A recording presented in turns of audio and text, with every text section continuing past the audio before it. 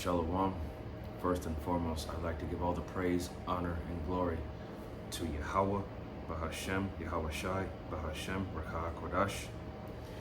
Double honors and respect to the elders and to the apostles of Great Millstone. Peace and blessing to all Akim that are preaching and teaching this word with 100% truth and sincerity. And unto the men, women, and children that are listening and learning.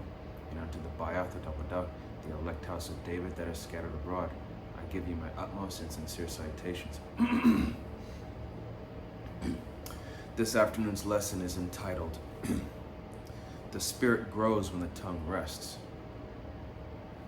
Okay? The Spirit grows when the tongue rests. So, when you look deeper into that, it goes into more listening rather than talking. And one thing, I didn't think too much of it back then, but the power of observation. And you know what, I think through the Spirit, Yahweh Shem Shai willing, I may entitle that as my next lesson. Because, observation is just as important as listening. Okay? Watching as well as listening, because if you're not paying attention, if you're not doing both paying attention and listening, you're not getting the full story. You're not getting the full picture. So, again, this is the Spirit grows when the tongue rests. So, we're going to get started with the book of Ecclesiasticus, chapter 32, starting at verse 7. And it says, Speak, young man, if there be need of thee, and yet scarcely when thou art twice asked. Excuse me. So, what that is saying is that, don't speak unless you have to. Okay? Never run your mouth off. Okay? Verse 8. It says, Let thy speech be short, comprehending much in few words. Be as one that knoweth and yet holdeth his tongue. So, of course, always think before you act, and also think before you speak.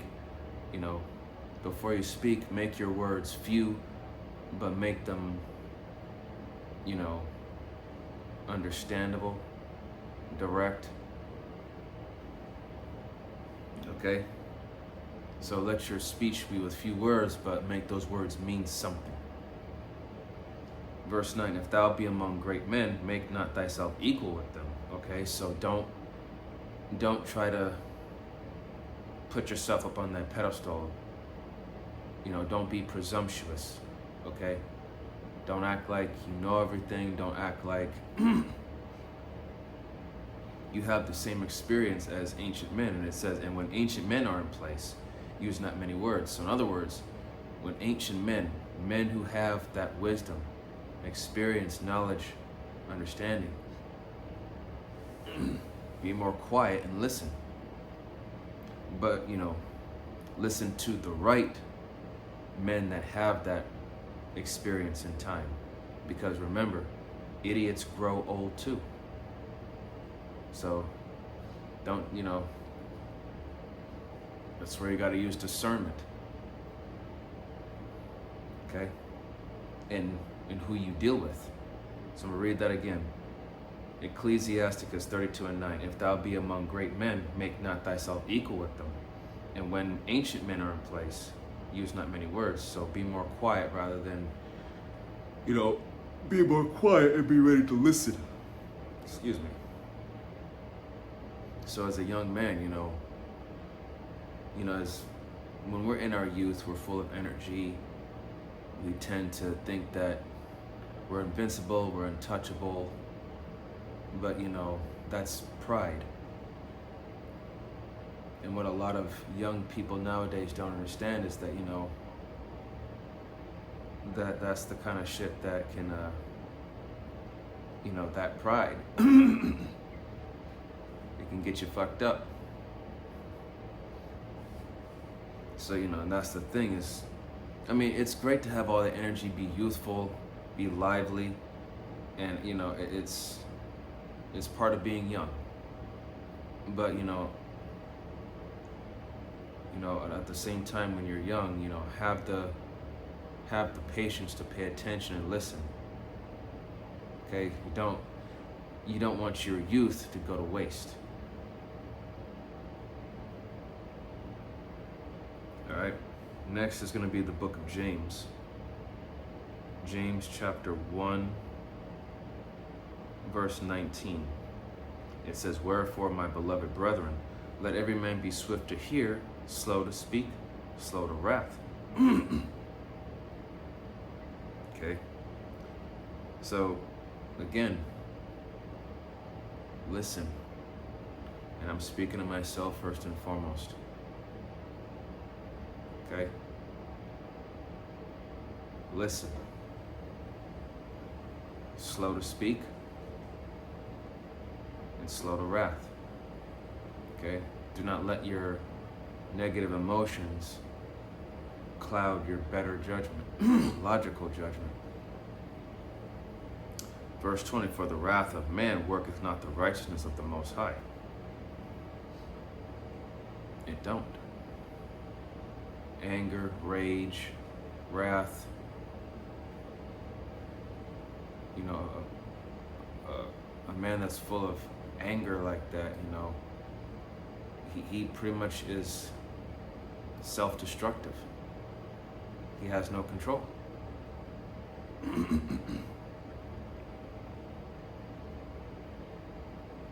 And it says here, verse 21, "Wherefore lay apart all filthiness and superfluity of naughtiness, and receive with meekness the engrafted word, which is able to save your souls." So lay apart all filthiness. Okay? You know, put aside all the nonsense. Okay? Put aside the nonsense. Learn to humble yourself and focus your mind on what it needs.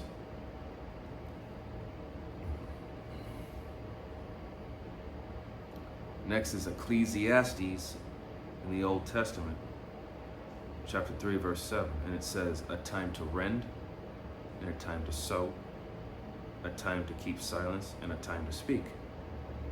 To the point is a time to keep silence and a time to speak. Okay? There's a time and place for everything. There's a time to just be quiet, and there's a time to say something. But you just gotta know when. Everything is all about the perfect timing. But that's due to Yahweh B'Shem Yahushai.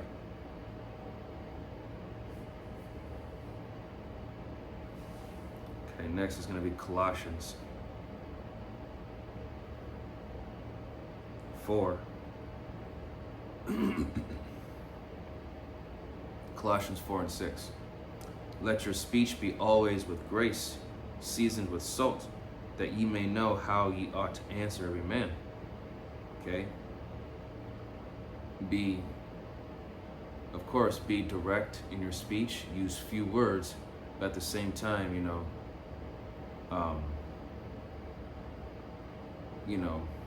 be elegant, be respectful, but at the same time, be direct, stern with your words. You know, you don't have to come off being vulgar or threatening or offensive, but be elegant, be, like I said, use few words, be articulate, and speak clearly. Because, as the scriptures say, soft words turn away wrath. And then there's another one where it says, sweet lips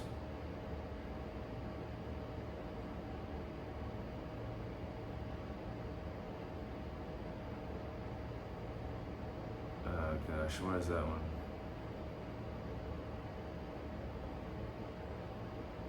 sweet words. Trying to find it.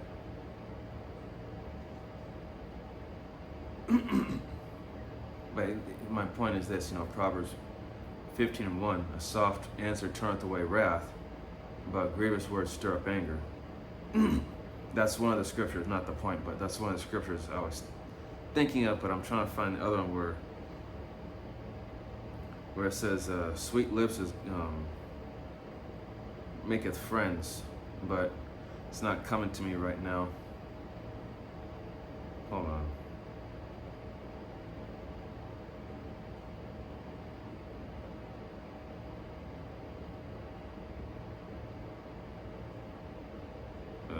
There we go.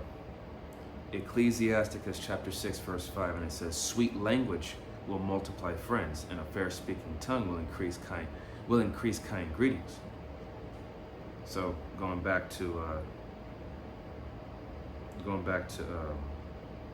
Colossians 4:6, let your speech be always with grace, seasoned with salt, that ye may know how ye ought to answer every man. So of course, think about think about what you're going to say and how you're going to say it, and if you mean it. So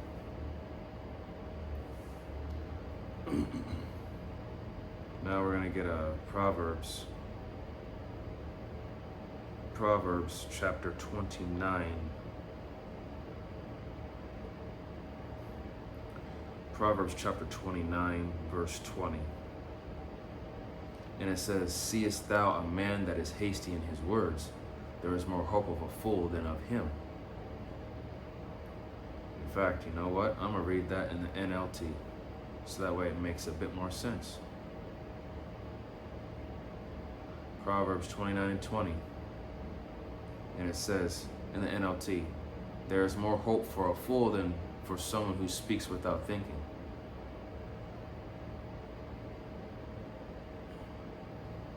Sorry, got a crick in my neck, but so there's more hope for a fool than of him that speaks without thinking. So someone who just mouths off without thinking, man,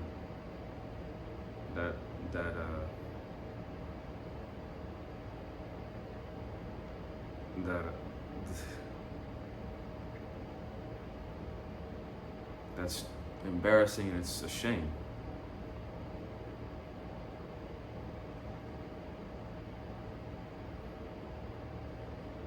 Okay.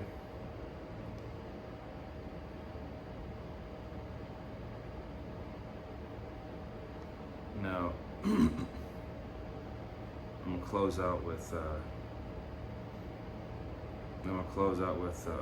Ecclesiastes 5:1, 5 verses 1 through 2. But the previous verse, Proverbs, the previous script, Proverbs 29:20. So, even a fool, if he learned to humble himself, there's hope. But again, someone who just mouths off without thinking, because life and death are in the power of the tongue, right? Someone who speaks without thinking can bring his own self to shame, or worse, make a fool out of himself, or put himself in a tight spot. No, this is Ecclesiastes chapter 5, verse 1. And it says, keep thy foot when thou goest to the house of the power, and be more ready to hear than to give the sacrifice of fools, for they consider not that they do evil.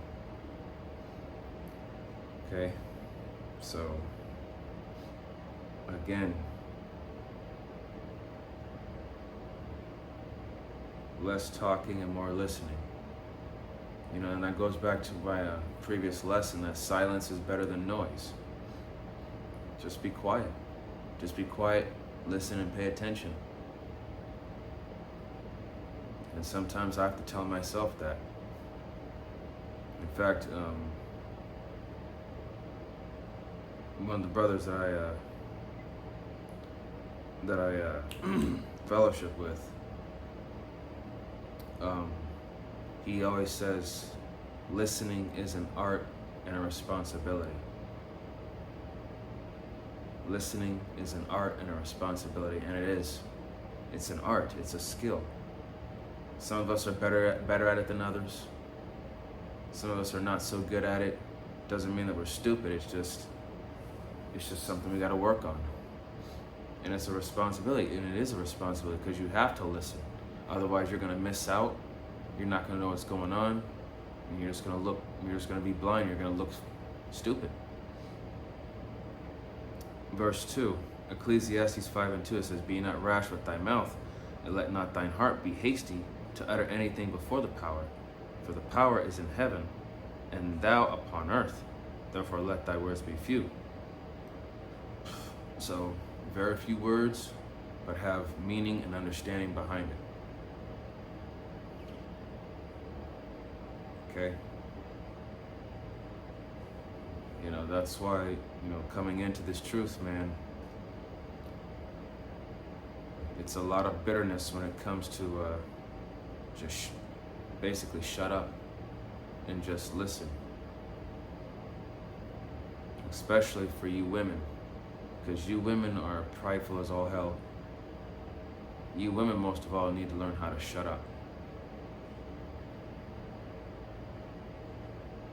And some of you men too. The men that like to,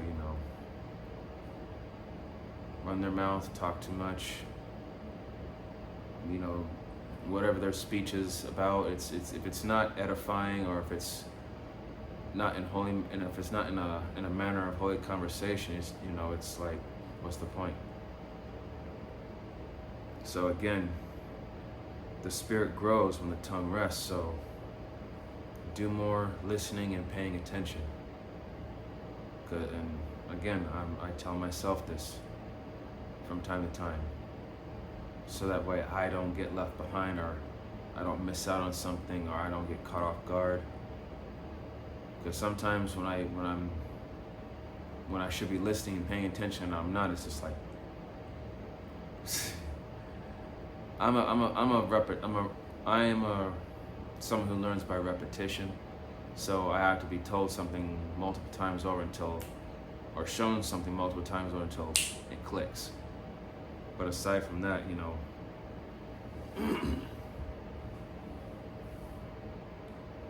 so I had for this,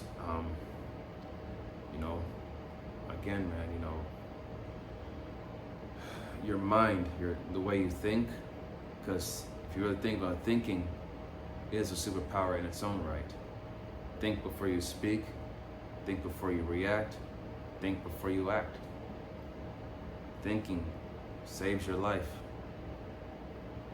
And with that, I'd like to give all the praise, honor, and glory to Yahweh, Bahashem Yahweh Shai, Bahashem Rakak Wadash. Double honors and respect to the elders and to the apostles of Great Millstone. Peace and blessing to all Akim that are preaching and teaching His word with 100% truth and sincerity. And unto the men, women, and children that are listening and learning. And unto the Bayatha Dawada, the elect house of David that is scattered abroad, I give you my utmost and sincere salutations. See you in the next lesson, Lord willing. Kwam Yasharala, Wa Abad Babal, Shalawam, Barakatam.